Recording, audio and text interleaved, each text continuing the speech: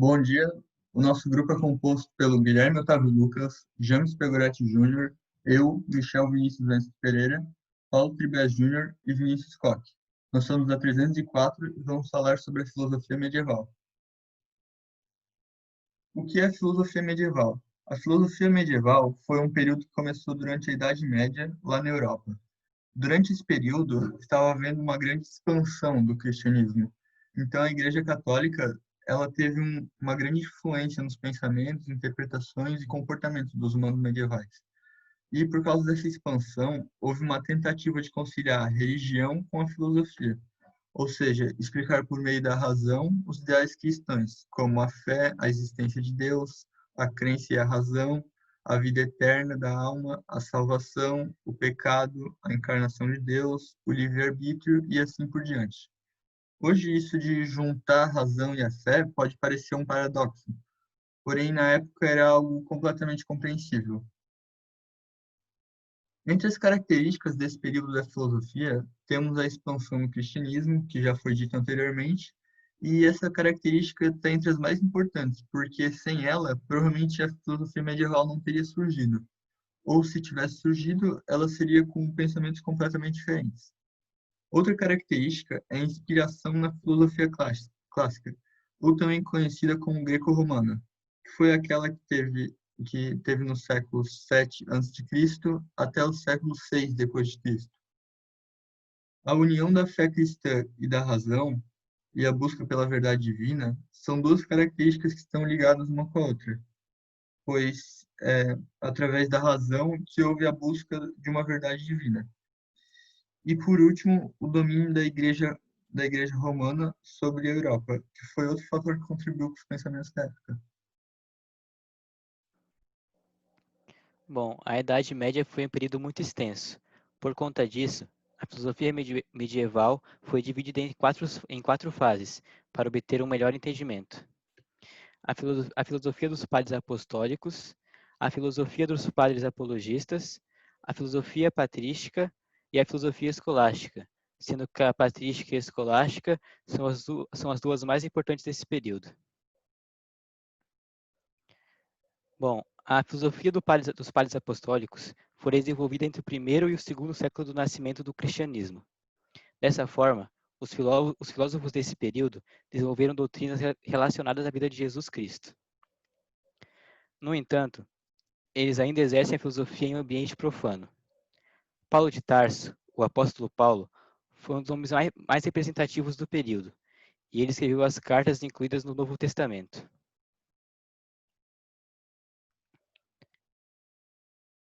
Bom, como o nome sugere, a filosofia dos padres apologistas, desenvolvida entre os séculos 3 e 4, está relacionada ao enaltecimento. Nesse sentido, faziam apologias, ou seja, defenderam alguns ideais, como os ideais relacionados à fé cristã. Dessa forma, eles usaram argumentos e retórica para dialogar com os gregos, que seguiram a filosofia greco-romana. Portanto, sua defesa do cristianismo é uma forma de pensar que vai além do pensamento filosófico clássico. Agora o Vinícius vai falar sobre a filosofia patrística.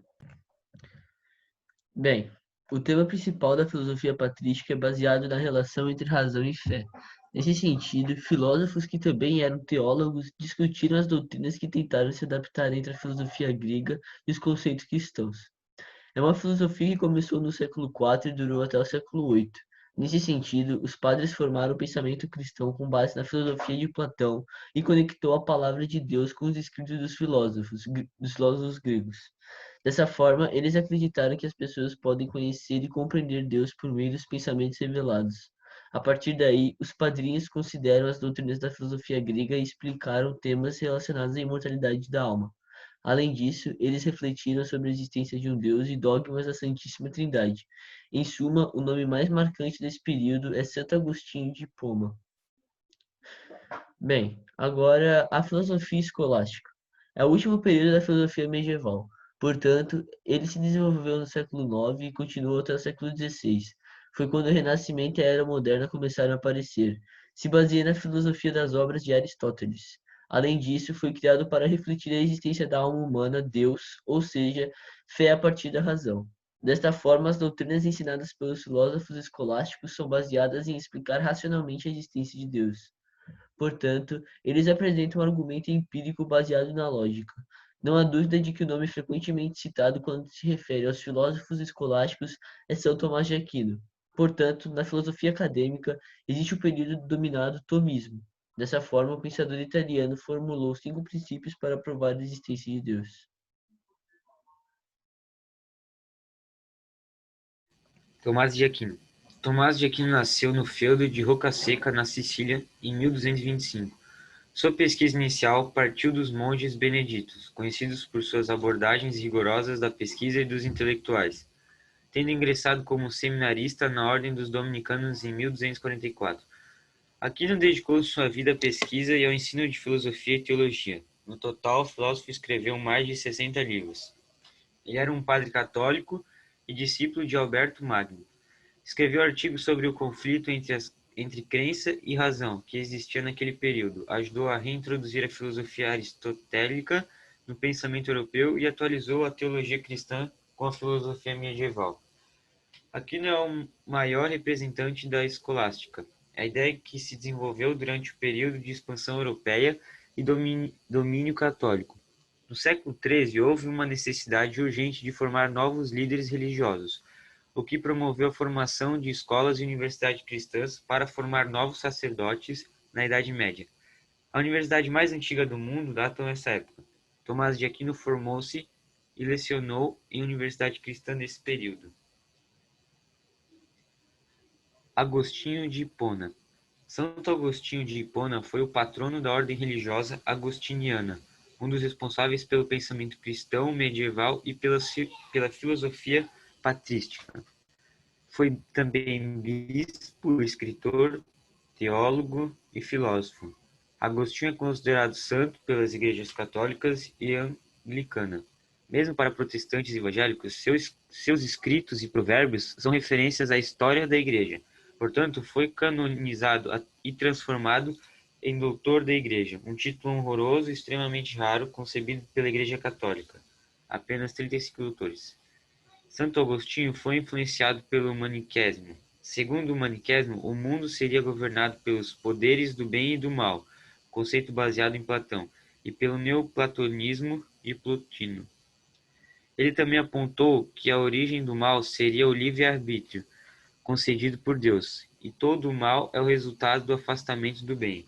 Também pregou que o caminho para a verdade é a fé, mas a razão seria a melhor maneira de provar a validade da verdade.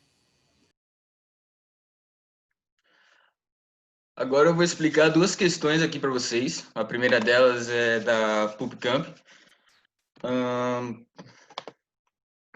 Preparando seu livro sobre o imperador Adriano, Marguerite Yourcenar encontrou numa carta de Flaubert essa frase: quando os deuses tinham deixado de existir e o Cristo ainda não viera, houve um momento único na história, entre o Cícero e o Marco Aurélio, em que o homem ficou sozinho.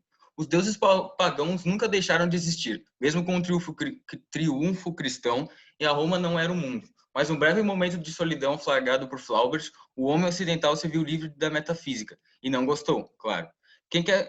Quem quer ficar sozinho no mundo que não domina e o mal compreende?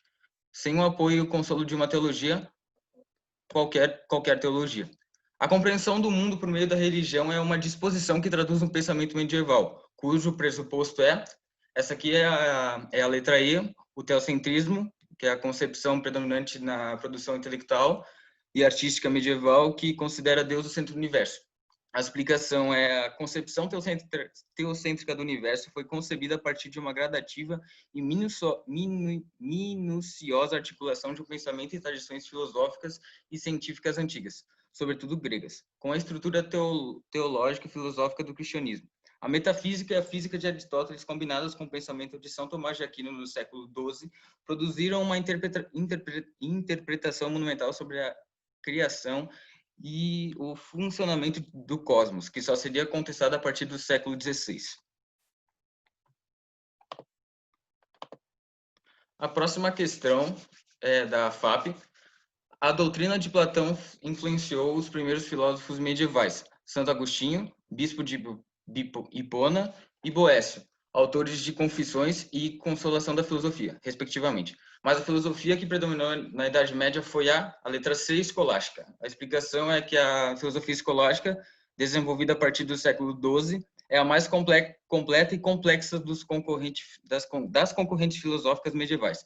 Seu principal expoente foi Tomás de Aquino, que combinou a tradição teológica cristã com a filosofia de Aristóteles.